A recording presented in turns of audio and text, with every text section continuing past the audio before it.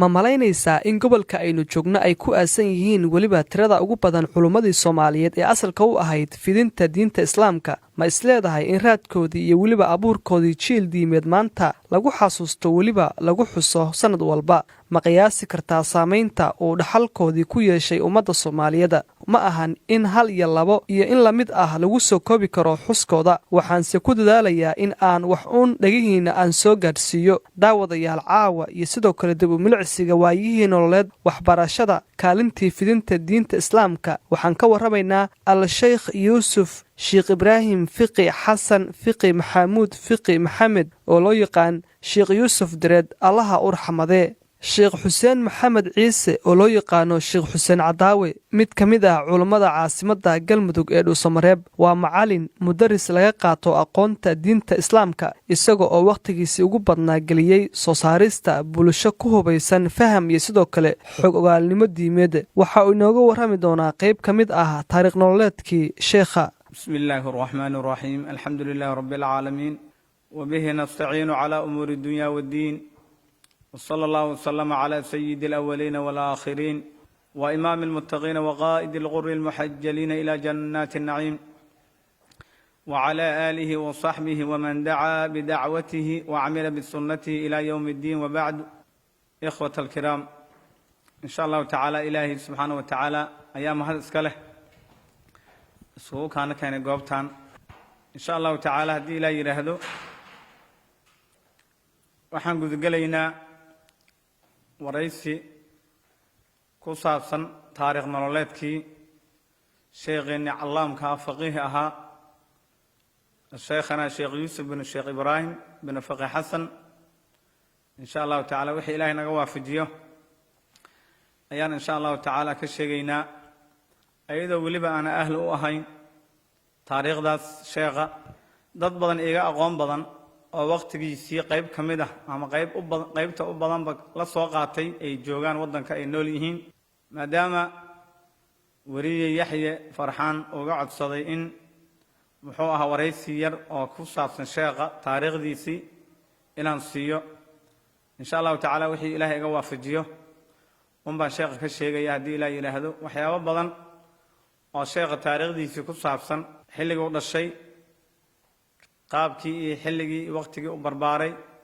diinta barashadii oo cumrigiisii badankiisa uu geliyey waxbaridii ardo fara badan iyo xer fara badan uu waxbaray goobihii kala duwnaa oo waxbarashada sheekha uu ku soo faafiyey gaar ahaan caasimadda xilligan aan joogno Dhuusamareeb cumrigiisii dheeraa oo barakaysana sheekha uu geliyey masjidkan jaamica oo la wada yaqaan mu'assiskii aasaasay oo culumta shareecada iyo culumul carabiya dhammaanba ummadda ku bari jiray gobollada Soomaaliya oo dhan la iskaga yimid wax badan oo macluumaad fara badan oo ku saabsan ay jiraan marka ma wada gaari karo oo hadda macrifadaas iyo aqoontaas uma lihi sheekha laakiin ilaahay subxaanahu wa tacaala intuu iga waafajiyo un baan sheegi doonaa haddii ilaahay yidhaahdo rag badan oo culamo ah oo waxaa jira oo hadda nool oo hadda weliba qaar cawdaq jooga qaar jooga Cadaado Xeraale Dhuusamareeb Guraceel Muqdisho gobollada kale ee Soomaaliya dhammaan ilaa khaarijka Soomaaliya wax ka baxsan dadka ka baxsan hataa way jiraan dad badan oo ka baxsan marka dhammaan way wada yaqaaniin taariikhda sheekha in badanna waa laga sheekeeyaayo sheekhu markasta ziyaarada mawsimka ah oo bisha loo yaqaano safar 8deeda markay tahay oo la isugu yimaado ziyaarta magaalada Huursho oo sheekh hadda uu ku aasan yahay waa tiragga aad u yaqaan oo sheekayaan sida Sheekh Daawud Xirsi iyo Sheekh Xuseen Shidane iyo ragga waaweyn ajillada ah macallin Aadan macallin Daawud rag badan waxa jira oo aad iyo aad u yaqaan sheekha intaas hadda waa on carabka iga dhacay laakiin way ka badan yihiin dadka yaqaana ragga diinta ka soo bartay oo ugu waaweynaa sheekha raggaas aad iyo aad u wada yaqaana oo macallinkeena Maxamed Sheekh Xasan Faarax xafidahullahu tacaala uu kow ka yahay ragga ugu waaweynaa oo diinta ka bartay oo kamid ahaa macallin Maxamed Sheekh Xasan Sheekh Maxamed Guuleed Sheekh Maxamed Sheekh Anas iyo Sheekh Xuseen Cadde oo sheekh weynaa caalimka ah oo hadda ku aasan magaalada la yiraahdo Caabudwaaq marka rag badan oo waxa jira ajilla ah hadda marka sheekh dib wax yar ugu laabto sheekhu wuxuu dhashay taariikhda hijriga kun saddex boqol iyo soddonka hijriyada. taariikhda hijriyadana caawa saan wada ognahay waxay maraysaa 1444. xilli ahaan waxaa laga joogaa hadda sheekhi xilliga uu dhashay iyo xilliga caawa ah 114 sano. sheekha wuxuu wafaaday taariikhda hijriga markay ahayd 1401 ayuu wafaaday. hadda xilligan waxaan ka joognaa 43 sano. taariikhda sheekha uu wafaaday oo taariikhda hijriga ah waxaan ka joognaa 43 sano oo sheekha xilligan adduunku uu moog yahay 43 sano. marka sheekha magaalada meeshii uu ku dhashay xoogaa hadda way iga maqan tahay, laakiin waddankan un galguduud qayb ka mid ayay ahayd. meelahan ximiye yar la yidhaahdo meel un ka mid a ayaa la igu sheegay, laakiin xilligan hadda anaan haynin. laakiin sheekha meeshii culumta shareecada islaamka dadka uu ku bari jiray meelaha ugu caansan waxaa ka mid ah magaalada Dhuusmareeb xilliga mudariska ahaa intiisa badan, Cadaado sidoo kale, Huurshe meesha la yiraahdo Xeraale sidoo kale, Caawdaq sidoo kale, gobollada bari iyo waqooyi sidoo kale, dhinacaas muxuu ah koonfurta sida Banaadir iyo wadamada la midka ah oo gobollada la midka ah sidoo kale. sheekh intaas oo dhan dadka wuxuu ku bari jiray. marka sheekheena raximahullahu ta'ala rahmatul abraar dadka wuxuu baray wixii uu qiimaha badnaa oo bulsho in la bar ay mudan tahay. ilaahay subxaanahu wa ta'ala uu raalli ka yahay waana diinta islaamka. diinta islaamka waxaan ognahay waxa qof bani aadan oo ku sharafoobo waxa ugu wanaagsan waa diinta islaamka. wax ka weyn oo qof bani aadan sharaf iyo karaamo iyo cizi uu ku gaari lahaa ma jirto. marka sheekha magaalada Dhuusmareeb oo hadda caawa aan joogno xarunta weyn oo aad taqaanin masjid jaamic Raqay loo yaqaano iyo xarunta kale ee ku dhagan oo geedaha weyn Raqayda waad aragteen waa meeshii dadka uu diinta ku bari jiray. sida mashaaikhdii diinta ka baratay inta hadda nool oo anagu aan soo gaarnay sida ay noo sheegeen dad badan oo dadkii deegaanka waddanka ahna ay noo sheegayaan waxaa la wada og yahay sheekha reer galbeed fara badan oo culamo ah oo dhinaca galbeedka ka yimid u yimid diinta ka baran jireen. waddankana wax ahla iyo wax dhaqaalaha midna kuma haysan. sheekha ilaa wuxuu u gaday guryo la igu sheegay inay kor u dhaafayaan 10 boos oo wada dhisan. lacagtaas wuxuu ku biilay dadkii xarta ahaa asagoo wax bari jiray. sheekheena sheekh yuusuf raximahullahu ta'ala rahmatul abraar waxaad ka dareemi kartaa ama aad ogaan kartaaba diinta kifaaxi iyo dadaalkii u soo galay sida bulshada u saameeyay iyo gobolkan ilaahay subxaanahu wa ta'ala bulshada joogta sida ilaahay uu u badbaadiyay. waxaa la wada og yahay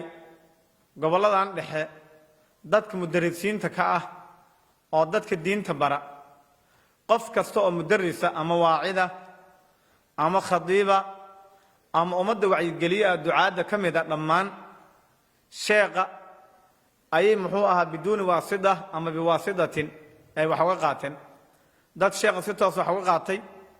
iyo dad sheekha dadkii wax ka qaatay oo wax ka bartay iyaga wax ka sii bartay. annagu hadda waxaan joognaa dadkii sheekha wax ka bartay dadkii ka sii bartaan wax ka sii baran. annaga sheekh yuusuf jimcaale dhalaaca ka mid a raggii dhinacaas mudug oo culumta islaamka sheekha ka xambaaray way badnaayeen. culammada ma ay yarayn. ilaahay subxaanahu wa ta'ala gobolkan aan joogno galgaduud iyo mudugba aan dhehe ilaahay wuxuu ku badbaadshay oo sabab uga dhigay sida qof kasta uu og yahay muwaafiq iyo mukhaalif la wada og yahay. sheekhana sheekh yuusuf baa ilaahay ku badbaadiyey bidcadan faraha badan oo iska soo daba dhacayso magacyada badan.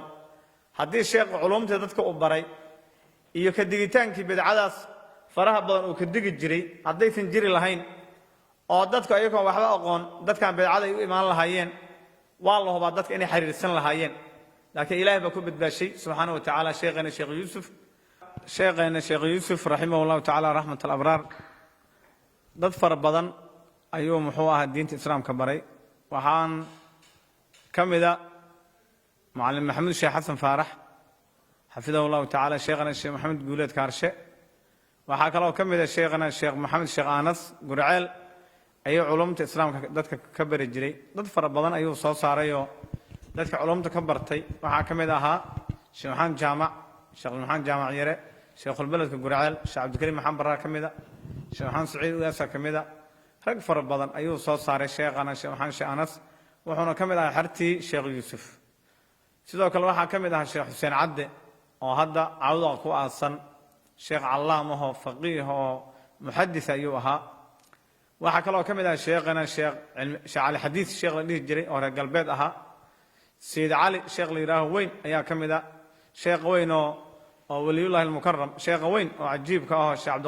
cabdiqaadir raaso oo weliga ilaahay ahoo oo ree o qudub ayaa ka mid ahaa dadka galbeed ka yimid oo sheekha culumta diinta islaamka ka qaatay marka sheekha waxbarashadiisii intuu ku dhex jiray nolol cariiriya iyo nolol iska dhadhexaada antaba sheekh waa uu la soo kulmay aabihiis macallimna waa ahaa sheekhna wuu ahaa sheekh ibraahim fiqi xasan saa dareemaysiina sheekha usra diiniya ayuu ka soo jeedaayo aabihiis waa sheekh awowgiis faqi xasan waa faqiih sidoo kale faqi maxamed usra diiniya uu ka soo jeeda isaga dhan diinta ilaahay subxaana wa tacaala dad xambaarsan ayaa silsilad ahaan u gadaal u sii galaa sheekhu waxyaaba ilaahay subxaana wa tacaala uu ku manadaysay ayay ka mid tahay sheekha marka dadkaa diinta uu barayey wax uu ka qaadan jira haba yaraata ma jirto culumta uu yaqaanay sheekha waxaa la yidhaahdaa dadku qofna cilmigiisa waa muktasab qofna waa mawhuub qof waa loo hibeeyaa wixii ilaahay uu baray markuu ku camal falo culum kale mawhuuba oo ilaahay u hibeeyey ayaa jira sheekha cilmiga uu yaqaanay cilmi muktasaba iyo cilmi mawhuuba intabuu isugu jiray oo ragga mashaayikhda markay noo sheegayaan waxay noo sheegaan culumta islaamka kitaabka sheekh hal mar haddii loo akhriyo mar labaad looma akhrin jirin haddeertaana waxaad aragtaa in badan dadka kitaabka markii maanta loo akhriyo haddana mar labaad loo akhriyo mar saddexdo ilaa 10 jeer kitaab loo akhriyey oo qofka laga yaabo inuusan aqoonin ama uu ku adag yahay sheekhu halka jeer oo quraanka loo muxuu ahaa casharka diiniga la siiyo kitaab nooc kasta uu yahay ilaahay subxaana wa tacaala wuxuu ku arsuqay xifdi kitaabka uu xifdin jiray lafdan wa macnanba marka cinaaya rabbaani ayuu lahaa sheekhu haddana dadka sulaxada ah oo caanka ku ah alcilmu walcamalu bih cilmiga oo la barto iyo cilmiga oo lagu camal falo ayuu sheekh muxuu caan ku ahaa marka sheekhana sheekh yuusuf raximahu llahu tacaala raxmat alabraar qofka waxaa la yidhaahdaa wax ilaahay uu gaarsiiyo waxa ugu weyn shareecada islaamka barashadeeda iyo faafinteeda waana uu bartay wuuna faafiyey amaakintii uu boqocooyinka ahaa uu diinta uu ku reebay oo dadka uu diinta ka bari jiray magaalada hadda aan joogno caasimadda galmudug ee dhuusamareeb masaajidka weyn ee jaamica masjidka weyn ee cawda ku yaalla oo sheekh daawud xirsi iyo culamada kale ay duruusta ka akhriyaan masjidka weyn oo xeraal ku yaalla oo sheekh cabdullaahi yuusuf oo culumta ka akhrin jiray masjidkan weyn oo cayaado ku yaalla oo sheekh maxamuud dheere oo culumta ka akhriyo iyo sheekh macalin aadan iyo sheekh xuseen macalin daawud iyo dhammaan ay joogaan iyo culamo kale masaajidaas oo dhan sheekha masaajid uu aasaasay oo culumta islaamka dadka uu ku bari jiray ayay ka mid tahay marka sheekha ilaahay subxaana wa tacaala cumrigiisii 71 sano ayuu ku dhintay sheekha cumrigaas shareecada islaamka barashadeeda iyo ku dhaqankeeda iyo faafinteeda intaas unbuu gelishay sheekha caruurtiisa dhinaceeda haddii wax yar loo leexdo caruur badan ayuu sheekhu lahaa oo ilaahay u barakeeyey oo wiilal iyo gabdhaba leh inta kale anigu aan ka xasuusto way badan yihiin hadda tiro ahaan ma sheegi karo laakiin xaaji xasanuura ugu weynaa macallin maxamedaa ku xigay sheekha khayr badan allaha siiyo dhinacaas oo qoyska iyo taranka caruurta iyo barbaarinta ilmaha diinta islaamka lagu barbaariyo waxaasoo dhan sheekhu muxuu ahaa allah ka raadi noqdee acmaasha ilaahay subxana wa tacaala uu ku guuleeyey iyo camaliyaadka uu qabtay ayay ka mid ahayd sheekha waxaa la sheegaa waxyaabaha ilaahay subxaana wa tacaala addoomihiisa saalixiinta uu ku karaameeyo oo sheekh uu siiyey waxaa ka mid ah habeen iyo maalin diinta islaamka faafinta inuusan ka daali jirin habeenkan inuu cibaado ku soo jeedi jiray maalintiina dadka culumta islaamka uu bari jiray waxyaabaha ilaahay subxaana wa tacaala uu siiyey adduunka intuu joogo ilahay uu ku karaameeyey waxaa ka mid ah nabiyullaahi moxamed calayhi salaatu wasalaam in ilaahay uu ku karaamay aragtidiisa nebi maxamed u arkay calayhi salaatu wasalaam yaqdatan wa manaaman asagoo hurdaya iyo asagoo soo jeeda antaba nebiga waa uu la kulmay sheekhana sheekh yuusuf raximahullahu tacaala raxmat alabraar waxaana sidaa noo sheegay dadka mashaa'ikhda ahaa oo muxuu ahaa sheekha la kulmay oo sheekha culumta diinta islaamka ka xambaaray waxaasoo dhan waxay ku dareensiinayaan sheekhu addoon saalixa oo ilaahay ku xiran inuu ahaa nebiga calayhi salaatu wasalaam qofkii arkaa bishaaro weyn ayuu haysaayo waa kii nebiga calayhi salaatu wasalaam man ra'aanii fi lmanaami faqad ra'aanii xaqan fa ina ashaydaana la yatamahalu bi ow kama qaal qofkii manaam igu arkay si dhaba ayuu ii arkay shaydaankan iskuma kaysoo suurayn karo marka qabuulka ilaahay xaggiisa uu ka haysto waxyaabaha ku dareensiinaya waxaa ka mid a ilaahay subxaana wa tacaala inuu ilaahay uu ku karaameeyey aragtida sheekha culumta islaamka uu yaqaanay ee baritaanka dadka uu barayey ee nashrigaa uu waday faafintaas markii laga yimaado haddana waxyaabaha ilaahay subxana wa tacaala sheekha sida gaarka ilaahay uu siiyey waxaa ka mid ahaa waxyaabaha la yidhahdo waxbixinta hantidiisi dhammaa iyo xoolihiisi dhammaa xerta ayuu ku bixin jiray dadka tabaalaysan ayuu ku bixin jiray sheekha ugu dambays wuxuu ku wafaaday magaalada muqdisho isbitaalka weyn oo loo yaqaano digfer habeen thulaatha ayuu dhintay oo talaada soo gelayso bisha safar 8deeda taariikhda hijriga xilligaas waxay maraysay 1401 43 sano caawa ayaa ka soo wareegtay 1444 sano ayaa laga joogaa xilligii muxuu caawadan aan joognaa marka sheekha raximahullahu tacaala raxmat alabraar waxyaabo fara badan oo ilaahay subxaana wa tacaala uu ku karaameeyey oo uu qabtay oo aahaarteedii iyo raadkeedina uu muuqdo qof inkar karana aysan jirin ayaa muuqata dadkii wax baray markaad aragtid ayagaa kugu filan waxaa ka mid ah raggii sheekha wax ka bartay sheekhan mudariska weyn oo callaamka oo faqiiha oo inta badan baraha bulshada masaa'isha diiniga laga weydiiyo taqaaniin sheekh cabdiqaadir baajuuri la yiraahdo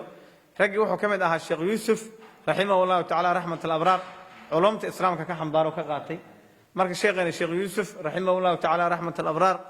ilaahay khayr badan ha ku jazeeyo waxaan leenahay sheekha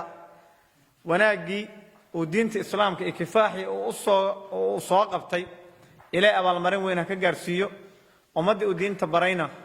ummad diintii ku camalfasho ku dhaqanta suluugiisii iyo dhaqankiisii qaadana ilaahay subxaana wa tacaala ayagana ha ka dhigo daawadayaal barnaamijkan waxaan diyaariyey inta aan ku sugnaa magaalada dhuusamareeb ee caasimadda maamulka galmudug waxaana markaas iga caawiya dhahan kaamirada wariye fiyaad intaa ku kulmi doona barnaamijka mid lamid ah waxaan kaga tegayaa isma dhaafine sidaas iyo nabadgelyo